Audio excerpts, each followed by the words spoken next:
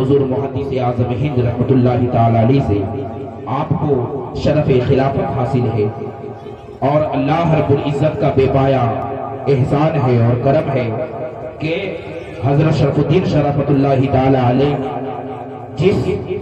مقدس ہستی محدث اعظم ہند علیہ رحمت و رضوان کے خلیفہ تھے، اسی کے صاحبزادے حضرت مدنی میاں شیخ الاسلام مدنی میاں جن کو دنیا شیخ الاسلام کے نام سے جانتی ہے، حضرت مولانا شرف الدین شرافت اللہ تعالی علیہ کے پوتے کو اسی شیخ الاسلام کی ذات نے خلافت سے نوازا ہے، جو آپ کے ہی گاؤں کا رہنے والا ایک ادنا سا خادم ہے جنہیں آپ لوگ طارق جمیل کے نام سے جانتے ہیں۔ تو میرے احباب، یہ بڑے شرف کی بات ہے کہ اتنی بڑی ہستی، اتنا عظیم بزرگ ہمارے علاقے میں موجود ہے، اتنی عظیم ہستی ہمارے علاقے میں موجود ہے، لیکن ہم نے ان بزرگ ہستی کی ذات سے کبھی استفادہ نہیں کیا کہ ان بزرگوں نے اپنی زندگی کو کس طور پر گزارا ہے، اللہ کی عبادت کرتے ہوئے اپنی زندگی کو گزارا ہے، حلال چیزوں کو اپنے پیٹ میں ڈال کر کے اللہ کی عبادت کرتے ہوئے زندگی کو گزارا ہے، حرام چیزوں سے کنارہ کش ہو کر کے اللہ رب العزت کی عبادت کرتے ہوئے زندگی کو گزارا ہے۔ ہمہ وقت حضرت مولانا شرف الدین شرافت اللہ تعالی علیہ کی زبان مبارک پر اللہ اللہ کی صدا جاری رہتی تھی، اور آج ہمارا مہنگاما کی سرزمین پر رہنے والوں کا حال کیا ہو گیا ہے کہ ہم ان بزرگان دین کی، ہم اس حضرت مولانا شرف الدین شرافت اللہ تعالی علیہ کی زندگی سے کوئی سبق حاصل نہیں کیے، بلکہ مجھے تو یہ بھی پتا چلا ہے کہ حضرت مولانا شرف الدین شرافت اللہ علیہ کی زندگی میں اور آپ کی حیات طیبہ ہی میں آپ جس وقت موجود تھے مہنگاما کی سرزمین پر بقید حیات تھے، آپ کو نہ جانے لوگوں نے کس قدر تکلیف دیا ہے، کس قدر مصیبتیں پہنچائی ہے، کس قدر انہیں اذیتیں دی ہے۔ ارے میرے احباب، جنہوں نے وہ تکلیفیں مولانا شرف الدین شرافت اللہ تعالی علیہ کو دیا ہے، اگر وہ اس خاکے گیتی پر موجود نہیں ہے تو اس کی اولاد موجود ہوگی، تو اس کی اولاد کو چاہیے کہ اپنے آباء و اجداد کے، اپنے آباء و اجداد جو آپ کے جو آباء و اجداد نے گستاخی کیا ہے، ان گستاخی کو حضرت مولانا شرف الدین شرافت اللہ تعالی علیہ کی بارگاہ میں جا کر کے معافی کرا لے، تاکہ مولانا شرف الدین شرافت اللہ علیہ معاف کر دے، کیونکہ حضرت مولانا شرف الدین شرافت اللہ علیہ اللہ کے ایک مقدس ولی تھے جو مہنگاما کی سرزمین پر چلتے پھرتے نظر آتے تھے، اور ولی کی یہ پہچان ہوتی ہے کہ کبھی اسے کوئی پہچان نہیں سکتا ہے، وہ عام آدمی اسے پہچان نہیں سکتا ہے، اور یہی ہوا کہ مولانا شرف الدین شرافت اللہ تعالی علیہ اس زمین پر رہے، مہنگاما کی سرزمین پر چلتے پھرتے رہے، لیکن کوئی پہچان نہیں سکا اس ذات کو، اس لیے کہ اللہ رب العزت نے فرمایا ہے کہ الا ان اولیاء اللہ لا خوف علیہم ولا هم يحزنون، کہ خبردار ہو جاؤ، اللہ کے ولیوں کو نہ کوئی خوف ہوتا ہے نہ کوئی حزن و ملال ہوتا ہے۔ یہی حال تھا حضرت مولانا شرف الدین شرافت اللہ تعالی علیہ کا، نہ کوئی دنیا کا غم تھا انہیں، نہ کوئی دنیا کی پریشانی تھی انہیں، بلکہ ہمہ وقت اللہ کے صدا سے اپنی زندگی کو سرشار رکھتے تھے اور جنگلوں بیابان میں گھومتے بھٹکتے رہتے تھے، اللہ رب العزت کے ذکر سے ہمیشہ اپنے آپ کو مالا مال رکھتے تھے، اور کبھی بھی انہیں وہ ایک خوشگواری کے طور پر دیکھا نہیں گیا، بلکہ جب بھی لوگوں نے دیکھا، ہمیں بتایا، لوگوں نے بتایا کہ جب بھی مولانا شرف الدین شرافت اللہ تعالی علیہ کو لوگوں نے دیکھا، ایک مجذوب کی شکل میں دیکھا، ایک مجذوب کی شکل میں دیکھا کہ چلے جا رہے ہیں، آپ کے زبان مبارک سے، آپ کے منہ مبارک سے لعاب آپ کے بہ رہا ہے، لیکن پھر بھی عالم کیا ہے کہ ہم تو دیکھ رہے ہیں کہ آپ کے منہ مبارک سے لعاب نکل رہا ہے، لیکن یہ لعاب کوئی عام لعاب نہیں ہے، بلکہ اس لعاب کو اگر کسی بیمار بچے کے، اگر بیمار بچے چاہے بچہ ہو، چاہے جوان ہو، چاہے بوڑھا ہو، بیماری کے عالم میں ہو، بیماری کے حالت میں ہو، اگر مولانا شرف الدین شرافت اللہ تعالی علیہ کے اسی لعاب دہن کو لگا دیا جاتا تو وہ شفا یاب ہو جاتا،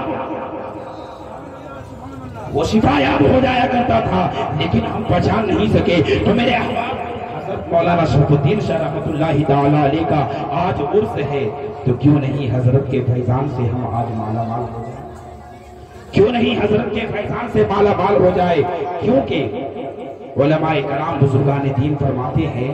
کہ اللہ کے جو ولی ہوتے ہیں وہ دنیا سے جانے کے بعد اپنی طاقت کو اور مضبوط، اپنی طاقت میں اضافہ کر دیتے ہیں، اپنے فیضان میں اضافہ کر دیتے ہیں، یعنی ان کی بارگاہ میں جو آتا ہے وہ فیضان سے مالا مال ہو جاتا ہے۔ اور خاص کر کے عرس مقدس کی رات حضرت کا فیضان مزید جاری ہوتا ہے، مزید جاری ہوتا ہے۔ تو بے شک مجھے یقین ہے کہ مولانا شرف الدین شاہ رحمۃ اللہ تعالی علیہ کے عرس میں آنے والا افراد اگر عقیدت و محبت سے آیا ہوگا، اور مجھے یقین ہے کہ بے شک عقیدت و محبت ہی سے آئے ہیں، بے شک حضرت کی محبت ہی سے تو ہم یہاں حاضر ہوئے ہیں، تو مجھے یقین ہے کہ مولانا شرف الدین شاہ رحمۃ اللہ علیہ کا فیضان ہم پر جاری ہوگا، ضرور جاری ہوگا۔ اور مجھے امید ہے کہ حضرت مولانا شرف الدین شاہ رحمۃ اللہ علیہ ہم سب کو محروم نہیں کریں گے۔ مانگو، بزرگان دین سے مانگو۔ اہل سنت کا یہ متفقہ عقیدہ ہے کہ اللہ رب العزت نے اپنے ولیوں کو پاور عطا کیا ہے، طاقت عطا کیا ہے، قوت عطا کیا ہے کہ جاؤ کہ اگر کوئی اے میرے محبوب بندے تمہاری بارگاہ میں کوئی اگر مانگنے کے لیے آ جائے، جو بھی مانگے تم اسے عطا کر دو، میں نے تمہیں طاقت عطا کر دی ہے۔ اب اگر کوئی تم سے دنیا کا مقام چاہتا ہے، یعنی دنیا میں عزت چاہتا ہے، اگر دنیا میں بلندی چاہتا ہے تو تم اسے بلندی دے دو، اگر مال و دولت چاہتا ہے تو تم اسے مال و دولت سے نواز دو، اگر وہ دین کی بھلائی چاہتا ہے تو اے میرے محبوب بندے تم اسے دین کی بھلائی سے نواز دو،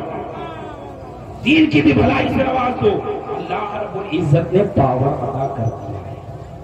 اور ہم اسی پاور کے ذریعے سے ان سے مانگتے ہیں، اسی سے ہم مانگتے ہیں۔ اس لیے میرے احباب مانگو، بزرگان دین کی بارگاہ میں جاؤ، کیونکہ حدیث قدسی ہے کہ جو میرا ہو جاتا ہے تو پھر میں اس کا ہو جاتا ہوں۔ اللہ فرماتا ہے جو میرا ہو جاتا ہے پھر میں اس کا ہو جاتا ہوں، یعنی جب وہ بولتا ہے تو زبان تو اس کی رہتی ہے لیکن کلام میرا رہتا ہے، ہاتھ بڑھاتا ہے ہاتھ تو اس کا رہتا ہے لیکن پکڑنا میرا رہتا ہے، چلتا تو وہ ہے قدم تو اس کا ہے لیکن دوسرا قدم کا بڑھنا یہ ہمارا بڑھنا ہے۔ مطلب اس کا یہ ہے کہ بزرگان دین کا ایک ایک قدم کا اٹھنا، بزرگان دین کی زبان سے ایک ایک باتیں کا نکلنا، یہ اللہ رب العزت کی رحمت رہتی ہے، شامل رحمت رہتی ہے۔ اس لیے بزرگان دین سے مانگو، جتنا چاہو مانگو اور وہ نوازیں گے۔ اور مجھے یقین ہے کہ مولانا شرف الدین شاہ رحمۃ اللہ تعالی علیہ سے کی بارگاہ سے مانگنے والا آج جو بھی مانگا ہوگا مولانا شرف الدین شاہ رحمۃ اللہ تعالی علیہ آج اسے نواز کے رہیں گے، آج اسے نواز دیں گے۔ اس لیے خلوص کے ساتھ اور عقیدت و محبت کے ساتھ جتنا چاہو مانگو اور مانگنے میں کمی نہ کرو۔ اللہ رب العزت ہم سبوں کو بزرگان دین کے فیضان سے مالا مال فرمائے۔ اللہ فرماتا ہے یا ایھا الذین آمنوا اتقوا اللہ وکونوا مع الصادقین، اے ایمان والو اللہ سے ڈرو اور سچوں کے ساتھ ہو جاؤ، اللہ سے ڈرو اور سچوں کے ساتھ ہو جاؤ۔ پہلی منزل ہے ایمان، دوسری منزل ہے تقوی۔ اب ایمان اور تقوی کی حفاظت بزرگان دین کے دامن سے وابستہ ہونے سے ہے۔ جب تک آپ ایمان لے آئے،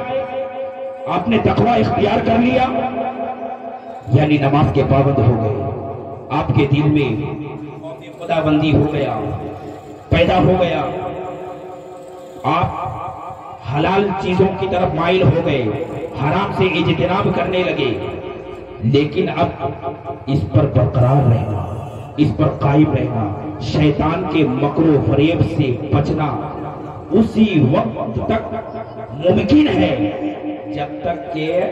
آپ بزرگان دین کے دامن سے وابستہ ہیں۔ یا ایھا الذین آمنوا اتقوا اللہ وکونوا مع الصادقین، اے ایمان والو اللہ سے ڈرو اور سچوں کے ساتھ ہو جاؤ۔ اور ہم لوگ ضرور مولانا شرف الدین شاہ رحمۃ اللہ علیہ کے دامن سے وابستہ ہیں۔ اور یاد رکھو کہ یہ شیطان، آپ کتنے بڑے عالم ہو جاؤ، کتنے بڑے مفکر ہو جاؤ، کتنے بڑے محقق ہو جاؤ، کتنے بڑے مدبر ہو جاؤ، لیکن جب آپ کے ہاتھ میں بزرگان دین کا دامن نہیں ہے تو یاد رکھنا آپ کا ایمان خطرے میں رہے گا۔ موت کے وقت بھی شیطان ایمان پر ڈاکہ ڈالتا ہے۔ بارہا آپ نے واقعہ سنا ہے امام فخر الدین رازی رحمۃ اللہ تعالی علیہ کا کہ جب آپ کے نزاع کا وقت قریب آتا ہے تو شیطان مردود آپ کے پاس آتا ہے اور کہتا ہے اے امام فخر الدین رازی، آپ نے تو پوری زندگی اللہ کی وحدانیت کو ثابت کرنے میں گزار دی ہے، آپ نے پوری زندگی مناظرہ کیا ہے، مناظرے میں گزارا ہے، آپ نے پوری زندگی گمراہوں کو راہ راست پر لگایا ہے، اب بتائیے اب آخری آپ کا معاملہ ہے، اب ہم سے آپ کا مناظرہ ہے، یہ بتائیے کہ اللہ کتنا ہے؟ پہلے دوسرے ایمان پر حملہ کیا اللہ، تو حضرت امام فخر الدین رازی فرماتے ہیں اللہ ایک ہے۔ وہ شیطان ابلیس لعین یہ معلم الملکوت رہ چکا تھا، یعنی فرشتوں کا ٹیچر رہ چکا تھا۔ 300 تقریباً روایت میں آتا ہے کہ اعلیٰ حضرت نے خود بیان فرمایا کہ تقریباً 360 دلیلیں امام فخر الدین رازی نے دی، اور ان تمام دلیلوں کو شیطان نے رد کر دیا، ابلیس لعین نے تمام دلیل کو رد کر دیا۔ اب حضرت امام فخر الدین رازی پریشان ہو جاتے ہیں۔ اسی پریشانی کے عالم کو دیکھ کر کے آپ کے پیر و مرشد نجم الدین کبریٰ کہیں دور، کوسوں دور، ارے اللہ کے ولی کو اللہ نے اپنے ولی کو طاقت دی ہے کہ اگر ان کا کوئی چاہنے والا ہو، ان کا کوئی مرید ہو مشرق کی سرزمین پر ہو اور وہ پیر و مرشد مغرب کی سرزمین پر ہو، تو اگر عقیدت سے اور محبت سے نام لو تو وہ آواز کو سن لیتے ہیں، فوراً پریشانی کو حل کرنے کے لیے حاضر ہو جاتے ہیں۔ حضرت نجم الدین کبریٰ دیکھا کہ میرا یہ مرید فخر الدین رازی نے پوری زندگی اللہ کی وحدانیت کو ثابت کیا، مناظرہ کیا غیروں کے ساتھ، آج وہ خود اس شیطان سے پھنس گیا ہے، تو حضرت امام نجم الدین کبریٰ فرماتے ہیں کہ اے رازی تم کیوں نہیں شیطان کو کہہ دیتے ہو کہ ہم بغیر دلیل کو اللہ ایک اللہ مانتے ہیں، بغیر دلیل کے اللہ کو ایک مانتے ہیں، بغیر دلیل کے۔ تو امام فخر الدین رازی فرماتے ہیں کہ اے شیطان سن لے، ہم بغیر دلیل کے اللہ کو ایک مانتے ہیں۔ تو اس لیے یا ایھا الذین آمنوا اتقوا اللہ وکونوا مع الصادقین، اے ایمان والو اللہ سے ڈرو اور سچوں کے ساتھ۔ سچوں کی صحبت دنیا میں بھی کام آئے گی اور آخرت میں بھی کام آئے گی، آخرت میں بھی کام آئے گی اور دنیا میں بھی سچوں کی صحبت، ایک لمحہ سچوں کی صحبت، اللہ والوں کی صحبت زندگی کو تبدیل کر دیتی ہے، زندگی کو تبدیل کر دیتی ہے۔ حضرت سیدی سقطی رحمۃ اللہ تعالی علیہ ایک مرتبہ راستے سے گزر رہے تھے کہ ایک شرابی کو دیکھا کہ وہ شراب کے نشے میں دھت ہے اور مست پڑا ہوا ہے، بدمست پڑا ہوا ہے، لیکن اس کی زبان سے اللہ اللہ کا نعرہ تکبیر، نعرہ رسالت، مسلک اعلیٰ حضرت، مسلک اعلیٰ حضرت، شورى اہل سنت، شورى اہل سنت، نعرہ تکبیر، نعرہ رسالت۔ حضرت سیدی سقطی رحمۃ اللہ تعالی علیہ کیا دیکھتے ہیں کہ اس شرابی کے منہ سے اللہ اللہ کی صدا جاری ہے، تو حضرت سیدی سقطی رحمۃ اللہ تعالی علیہ فرماتے ہیں اپنے مرید سے کہ جاؤ پانی لے کر کے آؤ، ایک گلاس پانی لے کر کے آؤ۔ وہ مرید جاتا ہے، ایک گلاس پانی لا کر کے حضرت سیدی سقطی رحمۃ اللہ تعالی علیہ کے بارگاہ میں پیش کر دیتا ہے۔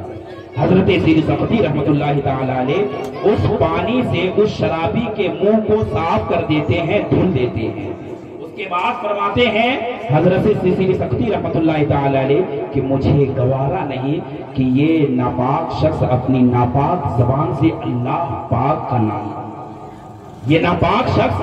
اپنی ناپاک زبان سے اللہ پاک کا نام لے،